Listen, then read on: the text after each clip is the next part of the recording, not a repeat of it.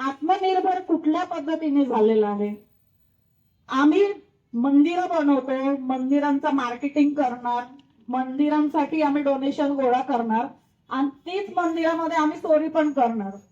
तुम्ही chief justice of India एक statement त्या माणसाने केलं की कॉक्रोच निघाले, सगळे कॉक्रोच बाहेर.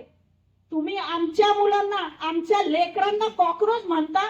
लाज वाटली पाहिजे तुम्हाला. आज तुम्ही एवढ्या महत्वाच्या पदावर आहे, चीफ जस्टिस आहात तुम्ही, आणि त्याच्यासाठी लढायला एक माणूस अमेरिकेवरून इकडे येत आहे आणि त्याच्या अवतीभवती पूर्ण आज आपले देशातले युथ त्याच्या मागे उभं राहिलेले आहे. आपल्या आदरणीय पंतप्रधानांनी ना प्रेस कॉन्फरन्स घेऊन उत्तर द्यावं की का राजीनामा त्यांनी एवढ्या दिवसांमध्ये दिलेला नाहीये. एवढ्या वर्षांमध्ये 3 टर्म झाले, एक प्रेस कॉन्फरन्स घेतली नाही. का बरं? का प्रेस कॉन्फरन्स घेतली नाही? का घाबरतात तुम्ही प्रेस कॉन्फरन्सला? अहो, मीडिया तर कशीही तुमचीच आहे ना. 1-2 प्रश्न इकडचे तिकडचे विचारले तर काय फरक पडतो?